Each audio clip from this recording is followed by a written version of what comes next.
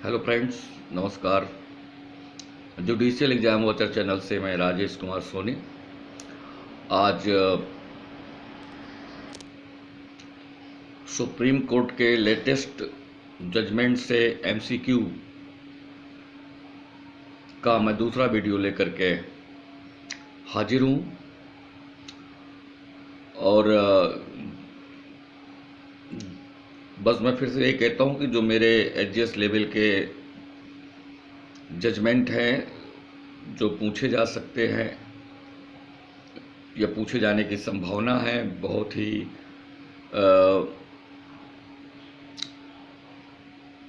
वो ऐसी चीज़ों से जुड़े हैं जो हमारे एचजीएस के सिलेबस में दिया गया है। तो मैं उन्हीं से मैच करते हुए कुछ एमसीक्यू जजमेंट से दे रहा हूँ आपको। तो चलिए, पहला जो एमसीक्यू है वो लेते हैं। तो पहला जो एमसीक्यू है मेरा, वो एक कोविड-19 से संबंधित वाद है।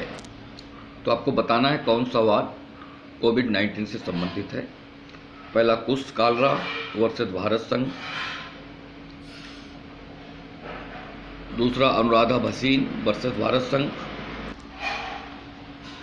तीसरा ए एवं बी दोनों, और चौथा है उपर्युक्त में से कोई नहीं। तो इस कोविड-19 से जो संबंधित वाद है वह है कुश कालरा का वाद। कुश कालरा वर्सेस भारत संघ, ये 2020 का ही मामला है। और ये जो कुश कालरा है ये सुप्रीम कोर्ट के एडवोकेट हैं और इन्होंने ही ये रिट डाली थी। तो कोविड-19 से संबंधित कुश कालरा का वाद याद रखिएगा। दूसरा लेते हैं, किस वाद में निर्धारित किया गया कि न तो राज्य सरकार और न ही संघीय क्षेत्र कोविड-19 से पीड़ित व्यक्ति के घर के बाहर पोस्टर पेस्ट नहीं कर सकती।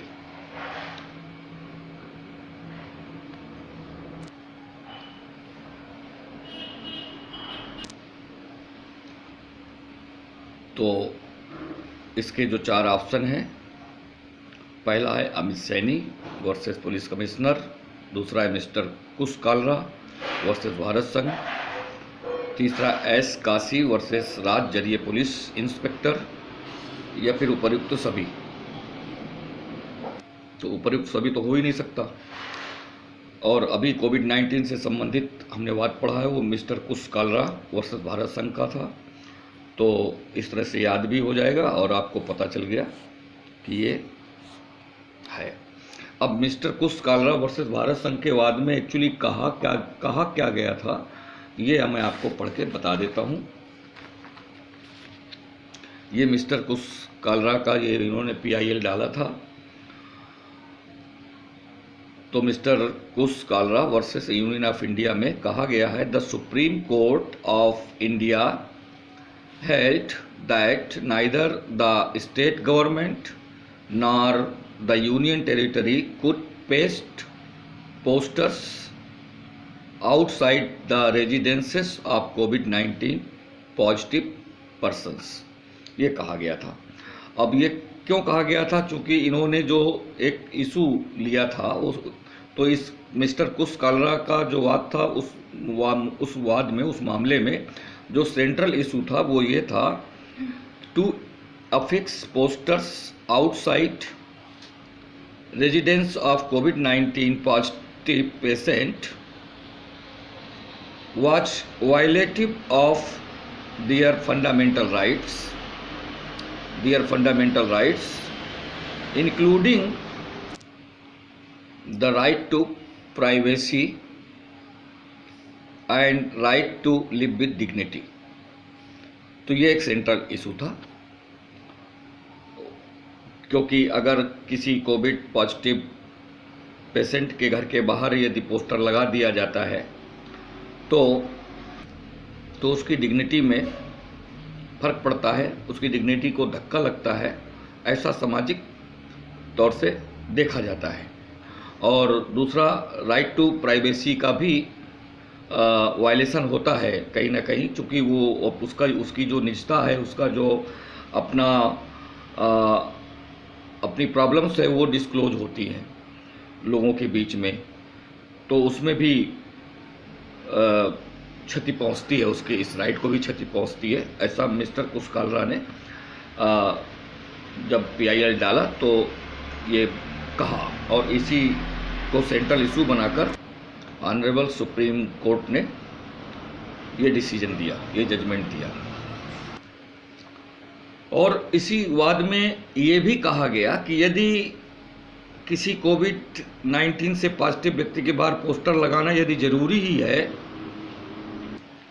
तो सुप्रीम कोर्ट ने कहा कि ऐसा किया जा सकता है, लेकिन उसके लिए उन्होंने ये व्यवस्था दी कि कोविड-19 का पोस्टर ये DMA के तहत जो प्राधिकृत अधिकारी हैं उनके निर्देश के बिना नहीं लगाया जाएगा। ये भी कोर्ट ने कहा कि जो DMA के तहत प्राधिकृत अधिकारी हैं उनके निर्देश के बिना पोस्टर नहीं लगाया जाएगा। यदि पोस्टर लगाना जरूरी भी है, आवश्यक है कि लगाना चाहिए, कुछ ऐसी परिस्थितियां हैं, सर्कमस्टेंसेस हैं, तो पोस्टर लगाया जा सकता है। चलिए अगला देखते हैं।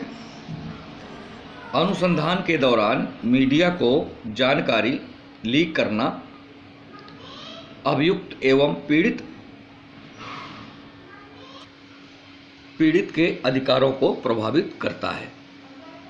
ये किस वाद में कहा गया? अनुसंधान के दौरान मीडिया को जानकारी लीक करना अभियुक्त एवं पीड़ित के अधिकारों को प्रभावित करता है, किस वाद में कहा गया? तो देख लेते हैं। नरेश कुमार मंगला वर्सेस अनीता अग्रवाल, दूसरा है सूबेदार वर्सेस स्टेट ऑफ यूपी, तीसरा है संदीप कुमार वर्सेस उत्तराखंड राज्य, चौथा है मनीषा प्रियदर्शनी वर्सेस अरबिंदो कॉलेज। ये सब अभी लेटेस्ट जजमेंट है। तो अनुसंधान के दौरान मीडिया को जानकारी लीक करना अभियुक्त एवं पीड़ित के अधिकारों को प्रभावित करता है, ये कहा गया नरेश कुमार मंगला के वाद में। और ये जो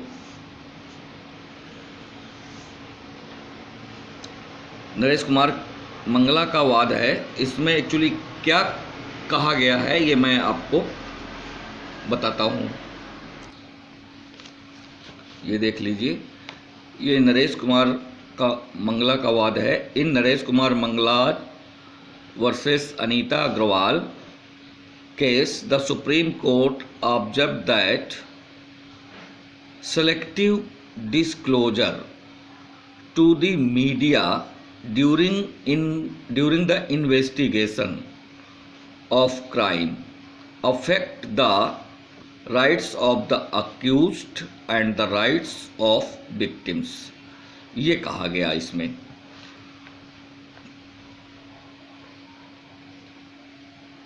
तो ये जो नरेश कुमार मंगला का वाद है, ये भी अच्छा वाद है, याद रखने वाला है।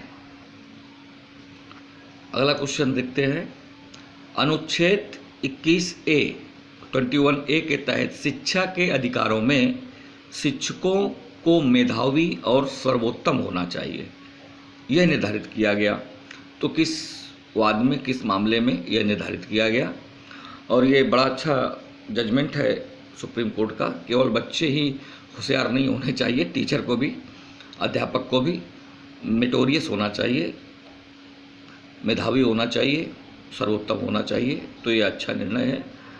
और देख लेते हैं इसके अल्टरनेट्स। पहला है रामशरण मौर्य और अन्य वर्सेस उत्तर प्रदेश राज्य, ये 2020 का मामला है। दूसरा है मोहिनी जैन वर्सेस कर्नाटक राज्य। तीसरा है PUCN वर्सेस भारत संघ। और चौथा है national federation of blind versus संघ लोक सेवा आयोग। तो ये जो मामला था वो रामशरण मौर्य का था। ये शिक्षक थे। शिक्षा मित्रों को लेकर के इन्होंने मामला डाला था और ये 2020 में इसका जजमेंट आया। तो उसमें अनुच्छेद 21A को और सही से कोर्ट ने देखा और कहा कि शिक्षकों को भी मेधावी और सर्वोत्तम होना चाहिए, चूँकि कुछ कटाव को लेकर के, शिक्षा मित्रों की नियुक्ति को लेकर के एग्ज़ाम से संबंधित काफ़ी मामला इसमें उठाया गया था। तो इसमें आंसर तो आपका यही रहेगा। लेकिन मोहिनी जैन का मामला भी शिक्षा से संबंधित है और मोहिनी जैन वर्सेस कर्नाटक राज्य, ये राइट टू एजुकेशन से संबंधित है। ये 1992 का लगभग ये मामला है और यहीं से हमें अनुच्छेद 21A के अंतर्गत शिक्षा के अधिकार को मौलिक अधिकार प्राप्त हुआ। जो ये PUCN वर्सेस भारत संघ का मामला है, ये राइट टू फूड से संबंधित है। राइट टू फूड, इसको भी फंडामेंटल राइट में लाया गया। ये 1993 का लगभग मामला है। और जो ये national federation of blind versus संघ लोक सेवा आयोग है, ये फिजिकली हैंडीकैप्ड कैंडिडेट से संबंधित है। ये कहा गया कि एडमिनिस्ट्रेशन में इनको भी पार्टिसिपेट कराया जाए, इनको भी बराबर मौका दिया जाए, ये व्यवस्था इसमें की गई थी।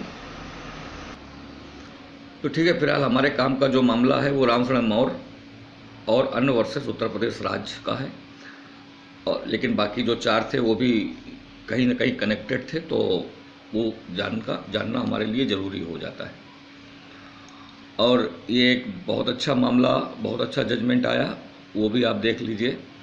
Live in relationship concerns life and liberty, इससे संबंधित वाद कौन सा है,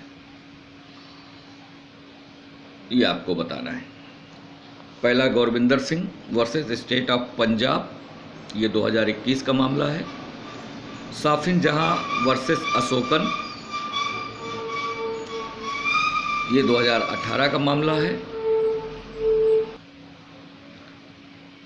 शक्तिवाहिनी वर्सेस भारत संघ, ये भी 2018 का मामला है।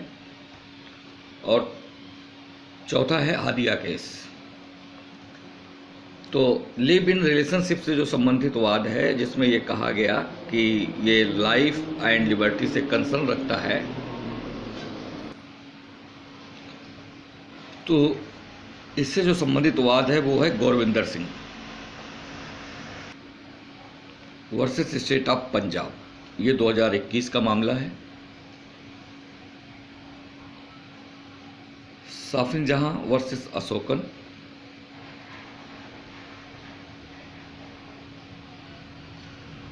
और शक्तिवाहिनी भारत संघ, ये हादिया केस, इनके बारे में हम लोग बाद में पढ़ेंगे आगे।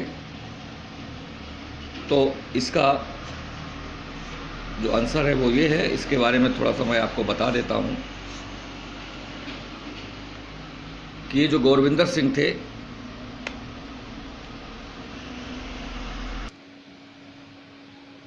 तो इनको एक लड़की से प्यार हो जाता है और वो दोनों एक दूसरे से शादी करना चाहते हैं। तो एक दिन ये दोनों घर से भाग जाते हैं और बाहर जाकर के शादी करना चाहते हैं। लेकिन दुर्भाग्यवश लड़की अपने कुछ कागजात जैसे आधार कार्ड वगैरह, कुछ एज सर्टिफिकेट ये भूल गई, जिस वजह से ये दोनों कानूनी रूप से शादी नहीं कर पाए, लेकिन दोनों साथ में थे।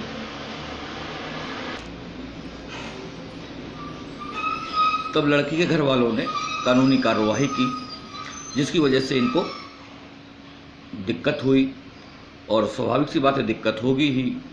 तो इन्होंने पंजाब एवं हरियाणा हाई कोर्ट में अपने प्रोटेक्शन के लिए याचना की और पंजाब और हरियाणा हाई कोर्ट ने प्रोटेक्शन देने से मना कर दिया।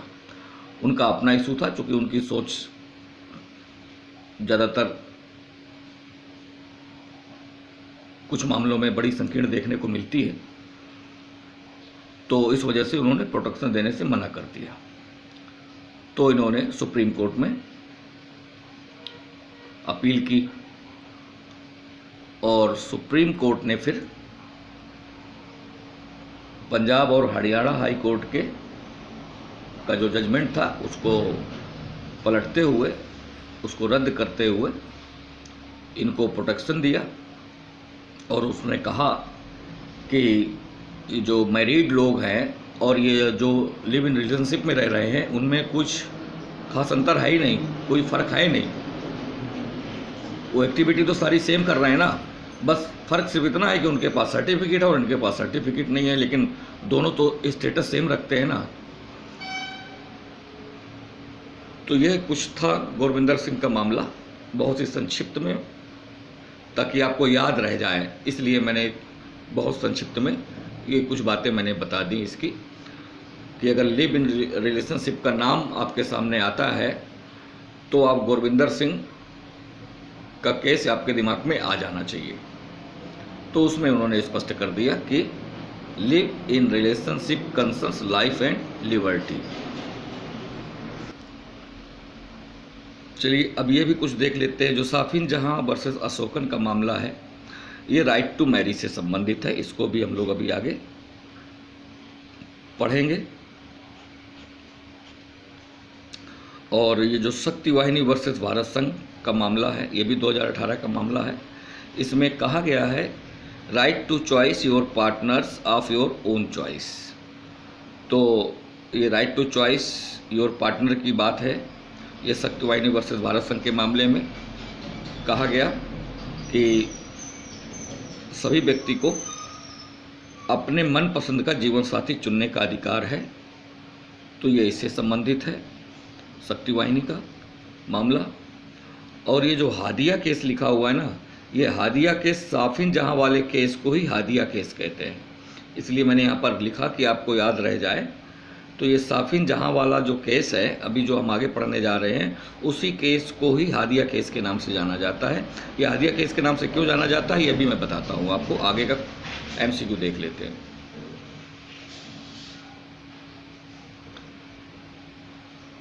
अगला है राइट टू मैरी, शादी करने का अधिकार अनुच्छेद 21 में शामिल है, ये बात आई। तो राइट टू मैरी को अनुच्छेद 21 में शामिल कर दिया, इसका मतलब ये हुआ कि राइट टू मैरी एक फंडामेंटल राइट हो गया। तो ये किस में उदाहरित किया गया? तो पहला है Shafin Jahan versus Asokan KM and others, ये 2018 का है। दूसरा है Baby Manjhi Yamda versus union of India, ये 2009 का केस है। सुचिता श्रीवास्तव वर्सेस चंडीगढ़ प्रशासन, ये भी 2009 का है। Navtej Singh Johar versus union of India, ये 2018 का है। तो राइट टू मैरी का जो मामला है वो साफिन जहां वाला है। तो Shafin Jahan versus Asokan KM and others, ये मामला है। इस मामले में राइट टू मैरी को फंडामेंटल राइट में शामिल किया गया। और इसका भी मैं बड़ा संक्षिप्त में बता देता हूँ कि साफिन जहां ये एक मुस्लिम व्यक्ति थे, और अशोकन जिसको अकीला भी कहते हैं, इनका ये शायद इनके फादर का नाम है, अकीला थी। ये दोनों मेडिकल के स्टूडेंट थे और एक ही जगह पढ़ रहे थे। इनको भी आपस में प्यार हो गया। और अब चूँकि साफिन जहाँ से अकीला को शादी करनी थी, तो उसने अपना धर्म परिवर्तन कर लिया, और धर्म परिवर्तन करके उसने अपना नाम जो है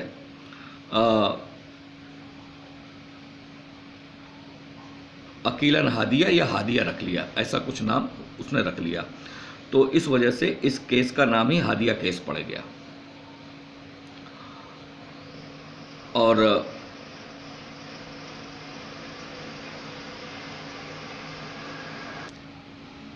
तो इसको हादिया केस के नाम से जानते हैं। इस केस में जो सुप्रीम कोर्ट के सामने सेंट्रल इशू था वो मैं आपको बता देता हूं।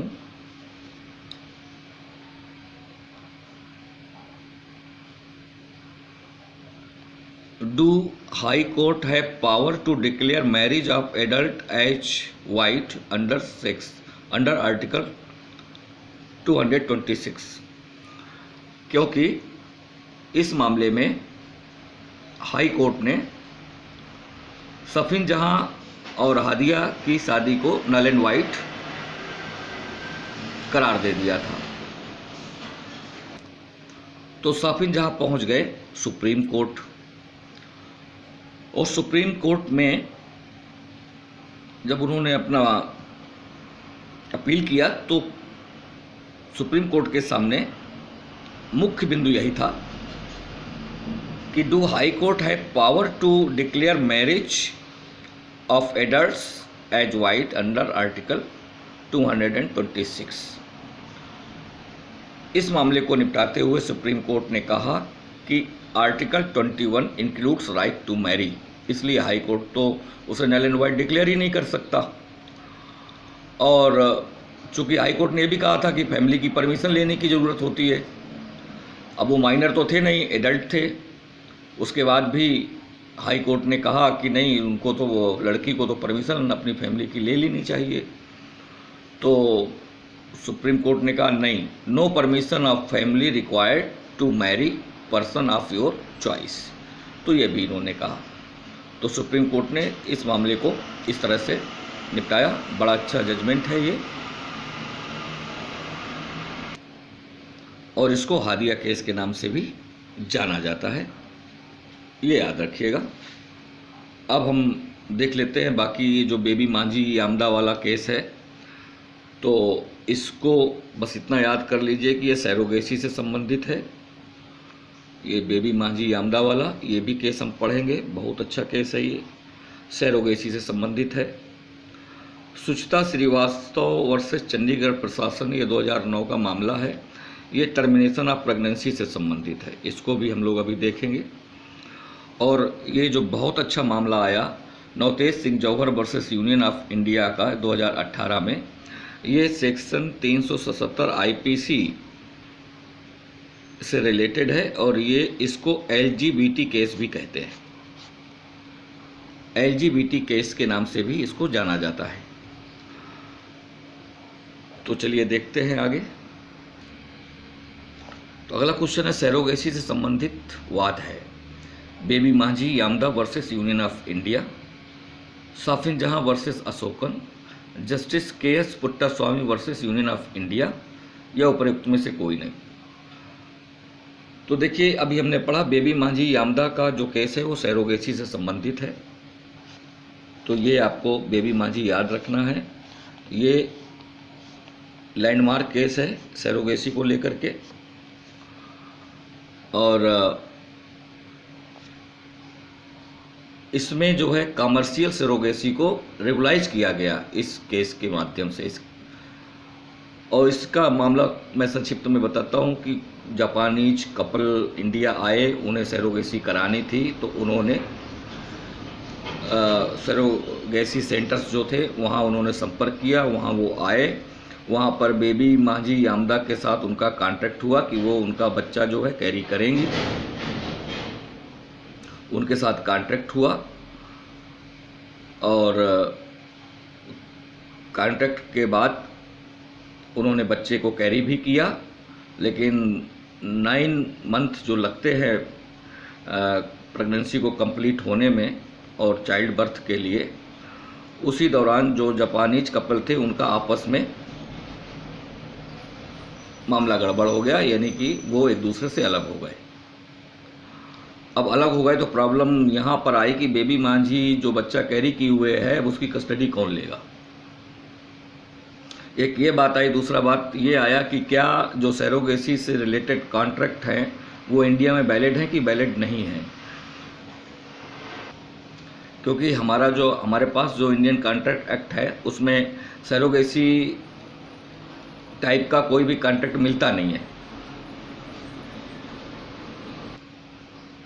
तो सुप्रीम कोर्ट ने ये कहा कि इंडिया में सरोगेसी से संबंधित जो कॉन्ट्रैक्ट हैं वो वैलिड हैं, उनको मान्यता प्रदान की गई और उन्होंने कहा कि इंडियन कॉन्ट्रैक्ट एक्ट के अंतर्गत वो आते हैं और वो वैलिड है इंडिया में। तो पहली बात तो उन्होंने सरोगेसी के संबंध में जो भी कॉन्ट्रैक्ट होते हैं उनको उन्होंने मान्यता प्रदान की, वैलिड बताया और कॉमर्शियल सरोगेसी को रेगुलाइज किया।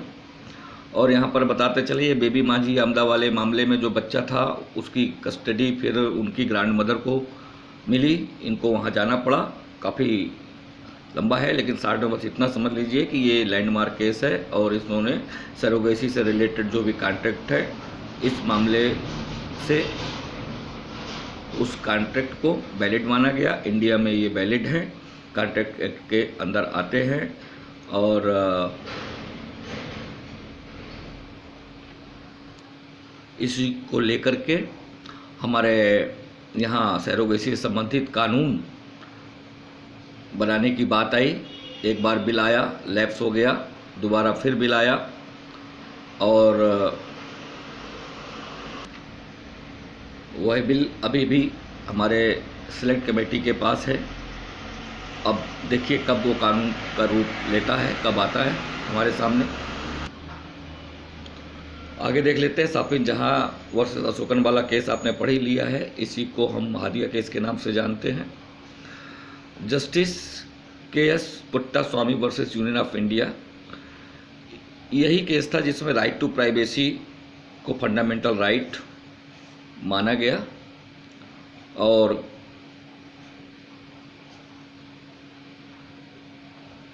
राइट टू प्राइवेसी को फंडामेंटल राइट मान लेने से अनुच्छेद 21 का जो विस्तार है वो और हुआ। अभी आपने देखा कोविड-19 में भी राइट टू प्राइवेसी को उठाया गया।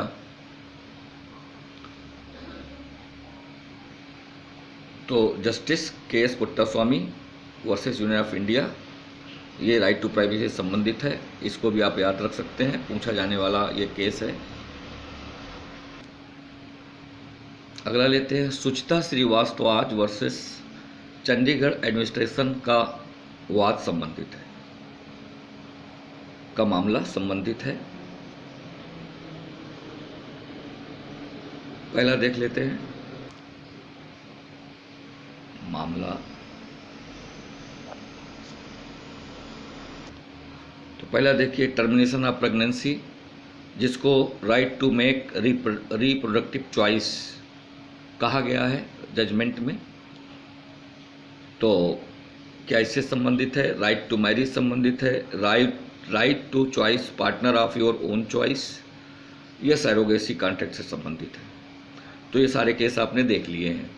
तो ये तो क्लियर हो गया कि इसका आंसर तो यही होगा, टर्मिनेशन ऑफ प्रेगनेंसी। चाहे वो यही लिख दे, चाहे वो ये लिखे right to make reproductive choice, चाहे वो ये लिखे। इस मामले में जो सुचिता थी वो थोड़ा मेंटल थी और वो प्रेगनेंसी नहीं रखना चाहती थी जो उनको हो गई, तो इसलिए यहाँ पर टर्मिनेशन ऑफ प्रेगनेंसी लिखा। चूँकि उस पूरे मामले में इसी को लेकर के ही मामला आया, तो सुप्रीम कोर्ट ने कहा कि नहीं, उनको राइट है, right to make reproductive choice, कि वो अपना बच्चा रखना चाहती है, नहीं रखना चाहती है, बच्चा करना चाहती है, नहीं करना चाहती हैं, ये उनकी खुद की मर्जी है, उन पर कोई जोर ज़बरदस्ती नहीं किया जा सकता है। तो ये बहुत संक्षिप्त में एक लाइन में मैं इस बहुत बड़े केस को बता रहा हूँ। तो ये आप बस, चूँकि हमें प्री पॉइंट ऑफ व्यू से देखना है, इसलिए इतना हमारे लिए पर्याप्त है। इसके बाद आगे चलते हैं, देख लेते हैं। राइट टू मैरी आपने पढ़ ही लिया है, साफिन जहां वाला केस या हादिया केस के नाम से जानते हैं इसको। Right to choice partner of your own choice, ये शक्ति वाहिनी वाला केस है, अभी इसके पहले बता चुका हूँ। तो ये भी आप पढ़ चुके हैं, पीछे बता चुका हूँ। और सरोगेसी कॉन्ट्रैक्ट को लेकर के जो है वो बेबी मांझी वाला केस है। तो इस तरह से आपको ये केस यहीं पर मेमोरी में पढ़ते जाएंगे। तो इस तरह से हमने ये चारों केसों की जानकारी ले ली, जिससे कि हमें याद भी हो जाएंगे और चीज़ें भी क्लियर होती चलेंगी। अब ये देख लेते हैं कि ये जो सुचिता श्रीवास्तव वाला केस था उसमें एक्चुअली सुप्रीम कोर्ट ने कहा क्या। तो सुप्रीम कोर्ट ने ये हेल्ड किया कि right to make reproductive choice falls under the personal liberty. पहली बात तो पर्सनल लिबर्टी, और पर्सनल लिबर्टी कहाँ गारंटीड है, तो गारंटेड बाई आर्टिकल 21। तो इसका मतलब इसको भी फंडामेंटल राइट बना दिया गया, क्योंकि ये आर्टिकल 21 में फॉल करता है। तो इस तरह से हमें याद रखना है कि आर्टिकल 21 को आप देखेंगे तो राइट टू मैरी को भी डाल दिया, right to make reproductive choice को भी डाल दिया, है ना, तो और प्राइवेसी को भी पहले ही डाल चुके हैं। तो इस तरह से ये चीज़ें हमें देखनी है कि और क्या आ सकता है। कभी हो सकता है कि ये सीधे केस नहीं पूछे, यही पूछ ले right to make reproductive choice है तो किस टाइप का राइट है ये आपको बताना पड़ जाए, राइट टू मैरी किस टाइप का राइट है। तो इस तरह से आप इनको आप दिमाग में रख सकते हैं। लेकिन जो right to choose partner of your own choice, ये फंडामेंटल राइट में नहीं आएगा, ये आप याद रखिएगा। अब अगला लेते हैं, इनमें से कौन सा मामला LGBT से संबंधित है। जो समलैंगिक समुदाय हैं उनसे संबंधित कौन सा मामला है। तो इनमें से कौन सा मामला LGBT से संबंधित है। पहला है Navtej Singh Johar versus union of India, 2018 का है ये मामला। Gurvinder Singh versus Punjab Raj, Kush Kalra versus union of India, या इनमें से कोई नहीं। तो ये तो हो ही नहीं सकता। तो देखिए, अब आपने ये चारों पढ़ लिए तो आपको क्लियर हो गया, याद भी हो जाएगा कि ये नवतेज सिंह जौहर का मामला है।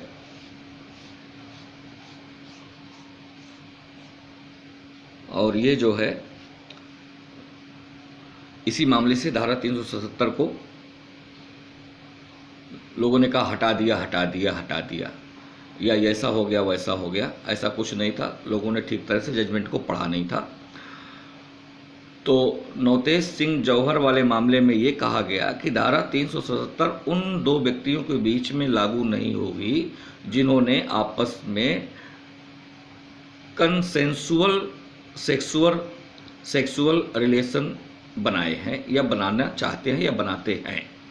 तो अगर कोई दो एडल्ट हैं, भले ही वो सेम सेक्स के हों, अगर वो कंसेंट से सेक्सुअल रिलेशन बनाते हैं वहाँ लागू नहीं होगी। लेकिन अगर वो कंसेंट से नहीं बनाते हैं तो धारा 377 जैसी थी वैसी लागू हो जाएगी। वो अननेचुरल की स्थिति बन जाएगी, या आप कह सकते हैं अननेचुरल सेक्स की स्थिति बन जाएगी। तो धारा 377 उनको लागू होगी, लेकिन इनको लागू नहीं होगी। ये जो समलैंगिक समुदाय कह लीजिए या किन्नर कह लीजिए, तो ये कहने का मतलब कि ये जो नवतेज सिंह जौहर वाला मामला है, इसमें ऐसे लोगों को गरिमा मिली, उनको भी सामाजिक स्तर मिला, उनको भी एक समानता मिली।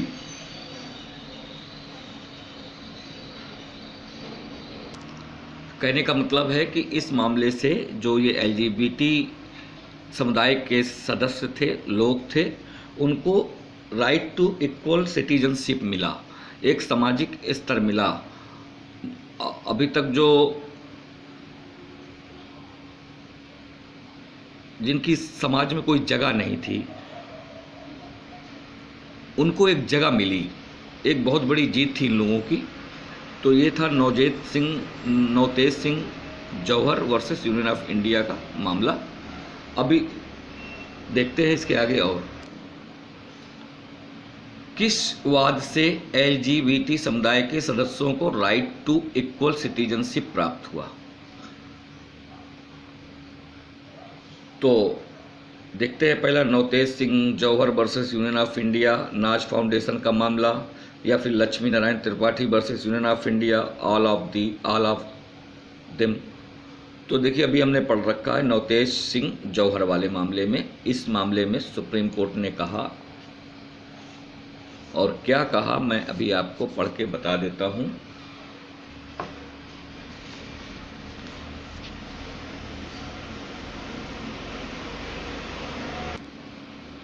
Navtej Singh Johar versus union of India, ये जो 2018 का मामला है, इसमें the court upheld the right to equal citizenship of all members of LGBT community in India.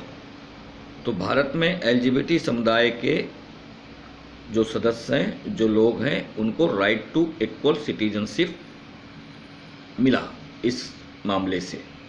और इसमें ये स्पष्ट किया गया था कि section 377 IPC to exclude consensual sexual relationship between adults.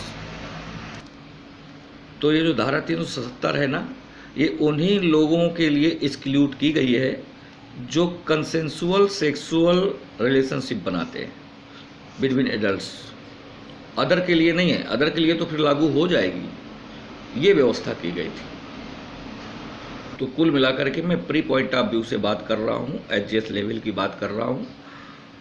तो बहुत ही शार्ट में मैं चीज़ों को लेकर के चल रहा हूँ। तो अगर आपको कहीं कोई डाउट होता है इसको लेकर के तो आप गूगल कर लीजिएगा, आपको सारी चीज़ें मिल जाएंगी, क्लियर हो जाएंगी। चलिए, और नाज फाउंडेशन का मामला भी इसी से संबंधित है, लेकिन उस मामले में ये चीज़ नहीं आई थी और ये मामला जरूर LGBT को लेकर के आया हुआ था। लक्ष्मी नारायण त्रिपाठी, ये कोई मामला नहीं था, ये तो मैंने ऐसे लिख दिया क्योंकि ये एक फेमस पर्सन है जो LGBT समुदाय का ही है, तो ये लिख दिया मैंने। अब हम एक और अच्छा क्वेश्चन लेते हैं। सबरीमाला टेम्पल केस को किस नाम से जाना जाता है, ये क्वेश्चन है। सबरीमाला टेम्पल केस को बहुत पढ़ा होगा लोगों ने, बहुत पेपर में आया, न्यूज में आया। तो क्वेश्चन ऐसे पूछा जा सकता है कि सबरीमाला टेम्पल केस को किस नाम से जाना जाता है। तो देखिए, Indian young lawyers association versus state of Kerala 2018 clear हुआ, या फिर AS Narayan versus state of Andhra Pradesh, या फिर N Aditya versus Travancore Devasthom board, या फिर नन ऑफ दीज। तो जो सबरीमाला टेम्पल केस है वो ये है Indian young lawyers versus state of Kerala का मामला है। तो इसको इसी नाम से जानते हैं, इस केस को सबरीमाला टेम्पल केस के नाम से जानते हैं। और इस टेम्पल में अयप्पा उनके कोई भगवान है, उनकी मूर्ति है, और यहाँ दर्शन करने और पूजा करने के कुछ विशेष नियम हैं। यहाँ पर या इस मंदिर में, टेम्पल में महिलाओं को प्रवेश करने का अधिकार नहीं था। उन महिलाओं को जिनको मेंसेस होता है, तो उस उम्र की महिला उस मंदिर में प्रवेश कर सकती थी जो मेंसेस के पहले की होती है या मेंसेस समाप्त होने के बाद की होती है। इस मंदिर में दर्शन करने के लिए, पूजा पाठ करने के लिए पुरुषों के लिए भी विशेष नियम है। उनको ब्रह्मचर्य का पालन करना पड़ेगा, इतने दिन उनको रहना पड़ेगा। लेकिन मुख्य मामला ये था कि महिलाओं को प्रवेश का अधिकार नहीं था और महिलाएं भी प्रवेश का अधिकार चाहती थी। चूँकि अगर ऐसा है तो फिर वो जेंडर डिस्क्रिमिनेशन के अंतर्गत आता है। तो ये केरला हाई कोर्ट में मामला गया, लेकिन निपटा नहीं। तो वहाँ पर जो हमारे कॉन्स्टिट्यूशन का आर्टिकल 14 है, 15 है, 21 है, उसको लेकर के मामला उठाया गया, लेकिन केरला हाई कोर्ट इस मामले को सेटल नहीं कर पाए। उन्होंने स्टेट ऑफ केरला की ही मदद की, उन्हीं के पक्ष में ही निर्णय दिया, जिसकी वजह से इनको फिर सुप्रीम कोर्ट जाना पड़ गया। और सुप्रीम कोर्ट में जाने के बाद वहाँ का जो जजमेंट आया, उससे इस मंदिर में अब महिलाओं को प्रवेश का अधिकार मिल गया है। और सुप्रीम कोर्ट ने कहा इस मामले में कि ये तो जेंडर डिस्क्रिमिनेशन है, स्पष्ट रूप से। ऐसा तो ये तो फिर तो पूरी तरह से भेदभाव हो जाएगा। पूरा केस आप पढ़ लीजिएगा, लंबा केस है, लंबा जजमेंट है। बस हमारे एग्ज़ाम को लेकर के अगर इस केस को हम जानना चाहते हैं तो 2-3 बातें हैं कि सबरीमाला टेम्पल केस किस नाम से जाना जाता है, इसमें हुआ क्या। तो महिलाओं को उस मंदिर पे जो अयप्पा का, भगवान अयप्पा का मंदिर है, उसमें उनको प्रवेश का अधिकार दिया गया और जो जेंडर डिस्क्रिमिनेशन था उसको समाप्त कर दिया गया। और सुप्रीम कोर्ट ने इस मामले में कहा कि भक्ति में लैंगिक भेदभाव नहीं किया जा सकता और सबरीवाला मंदिर में सभी आयु की महिलाओं को प्रवेश की अनुमति है। ये खास तौर से इसमें डिसाइड किया गया। ये 5 जजेज बेंच थी जिसमें से ये फैसला आया, जिसमें से 4 जजेस के वोट एक तरफ थे और एक जज साहब का वोट एक तरफ था। तो 4-1 की अनुपात से इस जजमेंट को दिया गया। और आगे देख लेते हैं इसमें कि ये जो AS Narayan versus state of Andhra Pradesh का मामला है, ये भी धार्मिकता से जुड़ा हुआ है। ये जो आर्टिकल हमारा अनुच्छेद हमारा संविधान का 25 और 26 है, उससे रिलेटेड है AS नारायण का केस। और ये केस जो है फ्रीडम ऑफ रिलीजन से संबंधित है, धार्मिक स्वतंत्रता से संबंधित है। N Aditya versus Travancore Devas board का जो मामला है, इसमें यह डिसाइड किया गया था कि एक गैर ब्राह्मण मंदिर का पुजारी नियुक्त किया जा सकता है, क्योंकि वहाँ पर एक ऐसा मंदिर था जहाँ पर केवल ब्राह्मण को ही नियुक्त किया जा रहा था। ये परंपरा चली आ रही थी।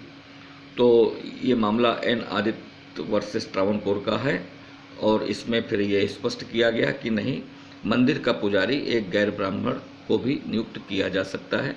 तो इस तरह से ये कुछ विशेष मामले थे जिनको लेकर के हमने आज चर्चा की। और ये ऐसे मामले हैं जो हमें पता होना चाहिए, क्योंकि ये मामले आपको इंटरव्यू तक परेशान करेंगे। तो अगर इतनी छोटी छोटी जानकारियाँ आपको रहेंगी तो आप अपनी जानकारी को एक्यूमुलेट करके यूज कर सकते हैं। इंटरव्यू में भी इस जानकारी को आप यूज कर सकते हैं। और प्री पॉइंट ऑफ व्यू से तो बहुत अच्छा है। तो इस तरह से आज का वीडियो ये रहा। अगर आपके पास कोई क्वेरी है तो आप कमेंट कर सकते हैं या फिर आप मुझे मेल कर सकते हैं। मेरी मेल आईडी यहाँ पर लिखी हुई है, तो आप मेल भी कर सकते हैं। वीडियो कैसा लगा ये बताना मत भूलिएगा। लाइक और कमेंट करते रहिएगा। क्योंकि मैंने जब पहला वीडियो दिया इस केस लॉ से रिलेटेड तो बहुत अच्छे कमेंट्स आए और कुछ लोगों ने डिमांड भी की कि सर आगे भी चाहिए। तो उन सब चीज़ों को मैं देखते हुए ये आपको एक दूसरा पार्ट दे रहा हूँ। समय मिलेगा तो मैं एक पार्ट और देने की कोशिश करूँगा, नहीं तो परीक्षा आपकी 5 सितंबर को है, आप दीजिए। और मेरी तरफ से आप सभी को शुभकामनाएं। ईश्वर आप सभी को सफल करें। इसी कामना के साथ आज का वीडियो यहीं समाप्त करता हूँ। धन्यवाद।